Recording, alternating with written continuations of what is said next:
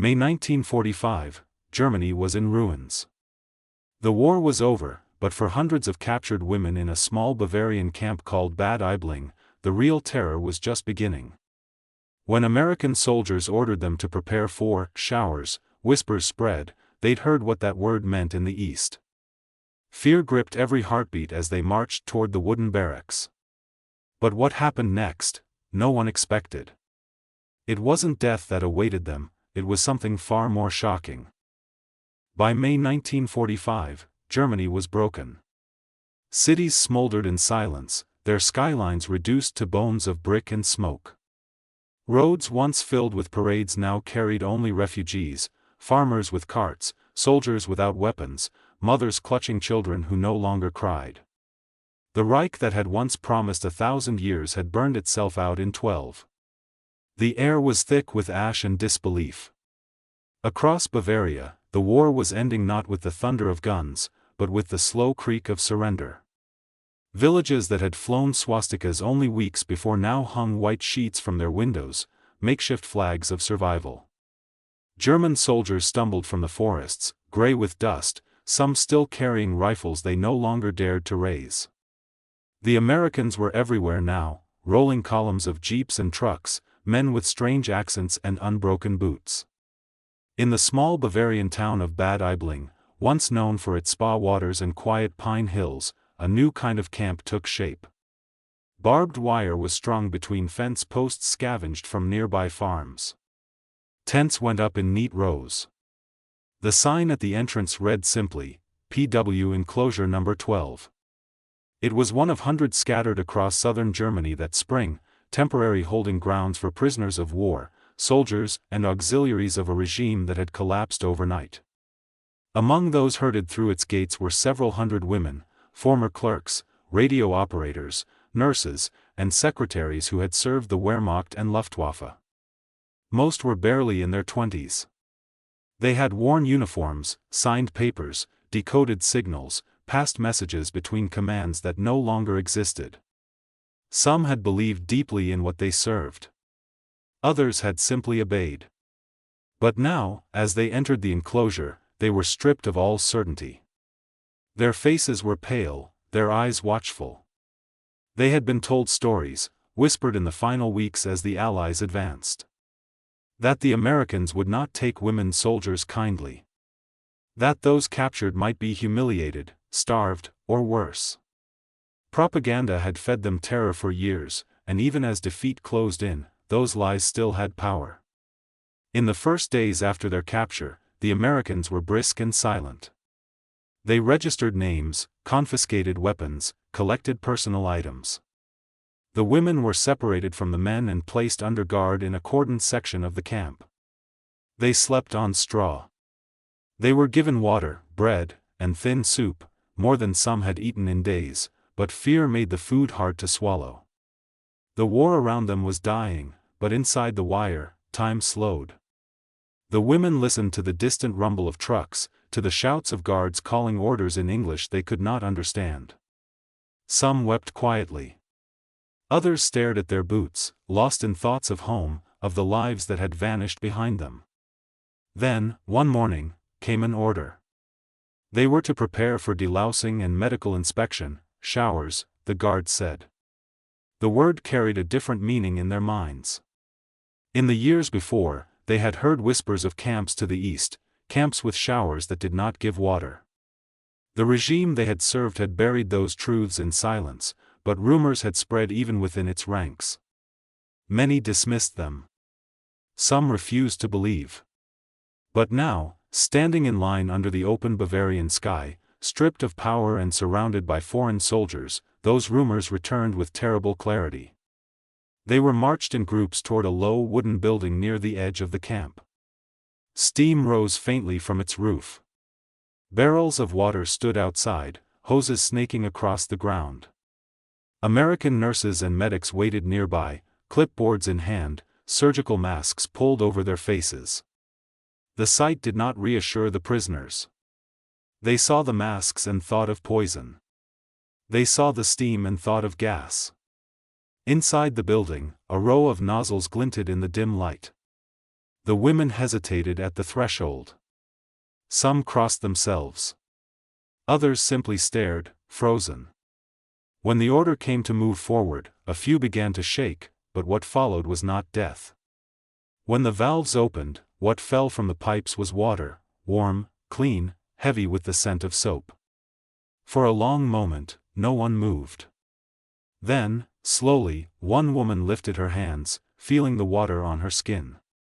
Another gasped, not in fear, but disbelief. The air filled with the hiss of falling water, the sound of breathing, and then, quietly, the sound of tears. They had been ready to die. Instead, they were being cleansed. The Americans were not what they had been told. When they stepped outside again, their hair damp and their faces red from scrubbing, the world seemed changed. Sunlight filtered through the pine trees, and the air smelled of rain. Some stood silent, staring at the ground. Others looked at one another and managed faint, uncertain smiles. For days afterward, the event was all they could speak of. Not because it had been humiliating, but because it had not been. In that small act of hygiene, routine for the victors, life-altering for the defeated, an entire worldview began to crumble. The women of Bad Aibling learned something few in their nation yet understood, that mercy could come from the enemy, and that cruelty had lived much closer to home. In the weeks that followed, the camp settled into a rhythm. The women were given uniforms marked PW, their days divided between roll calls, simple tasks, and endless waiting. The Americans were strict but not harsh. Orders were clear, discipline firm, but food came regularly. There were rules, not revenge. At night, when the camp lights dimmed, the women spoke softly among themselves. They compared stories of capture, of the last battles, of families left behind. Some admitted what they had seen, the deportations, the empty trains, the civilians who never returned. Others still denied it, clinging to disbelief as the last defense against guilt. But something in them had shifted. The showers had not killed them. Instead, they had washed away a lie. Outside the camp, the Allied occupation began its work. Germany was divided into zones. Soldiers became police, engineers became governors, and the machinery of reconstruction began turning even as ruin still smoked. For most, survival meant silence. But among the prisoners, small acts of humanity began to surface. A nurse shared a cigarette with a guard. A translator helped an American medic write letters home. Once, when rain flooded the tents, soldiers and prisoners worked side by side to dig trenches. None of it erased the past. But it hinted at what might follow. In official reports, the Bad Aibling camp was just another line in a long list of enclosures across southern Germany, a logistical entry, a statistic in the vast accounting of post-war order. But to those inside, it was a threshold between worlds. One of the prisoners later wrote that she had felt as though she had crossed a river made of shame. Another remembered the moment she realized the Americans were giving out medical soap, the same soap they used themselves. She said that was the first time she questioned everything she had believed about her enemies. In the grand history of World War II, this story barely registers, a footnote in the millions of human movements that followed the collapse of the Reich. Yet it carries a truth that statistics cannot hold, the quiet transformation of fear into understanding. For the young women at Bad Aibling, that moment of water on skin marked the beginning of something new, a slow reckoning with reality. They had served a machine built on hatred. They had believed the world outside it was monstrous. And then, when the walls fell, they found that mercy was not a myth. Many of those prisoners would never speak publicly about their experience. After their release, they returned to cities rebuilding from rubble, to families trying to forget, to a nation that wanted to move on. Some married, some emigrated, some lived out their lives quietly in the same towns that had once cheered Hitler's parades. But within each, the memory of that day remained. Years later, a few would tell their stories, in letters, in interviews, in fading notebooks found by grandchildren.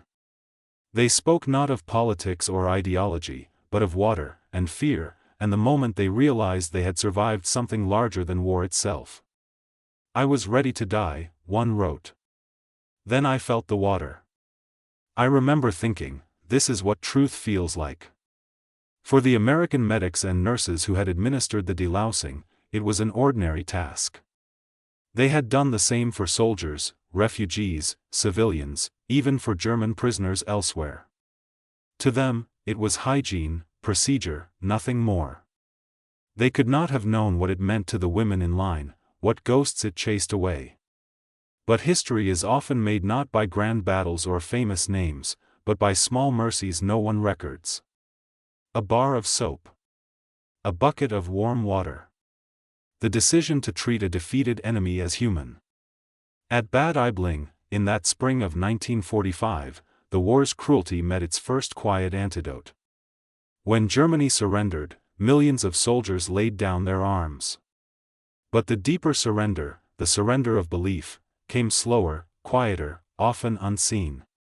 For some, it began that morning in the showers. The women who had marched into captivity fearing death walked out washed, alive, uncertain of everything except that the world was not what they had been told. The iron certainty of their youth had melted away, leaving something humbler in its place, something like gratitude, and shame, and the fragile beginnings of understanding. In the years after the war, historians would trace every battle, every treaty, every political consequence of 1945. Few would look at places like Bad Aibling. Yet if one seeks the true measure of that war's ending, the moment when humanity began to rebuild itself, it can be found not in the ruins of Berlin or the halls of Nuremberg, but in that wooden barrack where water fell, and fear dissolved into tears. By the late 1940s, the camp at Bad Aibling was dismantled. The fences came down. The ground was cleared. In time, the site became a quiet field again, grass covering the memory of wire and mud. The town returned to its rhythms, children walking to school, farmers tending orchards, the church bell marking the hours. Nothing remained to show what had happened there, except in memory. But memory is resilient. It lingers where history forgets. For the women who had passed through those gates, the memory of that day became a private monument, one not built of stone, but of conscience. Some kept small tokens, a scrap of fabric, a piece of tin, even a wrapper from an American ration bar. For others, it lived only in silence. As the decades passed and Germany confronted its past, stories like theirs surfaced slowly, often uneasily. They did not fit the grand narratives of heroism or victimhood. They belonged to the gray zone, to those who had served and suffered, who had believed and then disbelieved. Yet they mattered, because they revealed the moment when illusion gave way to truth. Every war ends twice. First on the battlefield, then in the human heart. The first end is loud, marked by surrender, by victory parades, by flags and treaties. The second is quiet, marked by reflection, by remorse, by the rediscovery of empathy. At Bad Aibling, in that spring when the guns fell silent, the second ending began. When historians speak of 1945, they speak of liberation, of concentration camps freed, of prisoners returned, of nations reborn. But liberation took many forms. For some, it was the opening of gates. For others, the lifting of fear.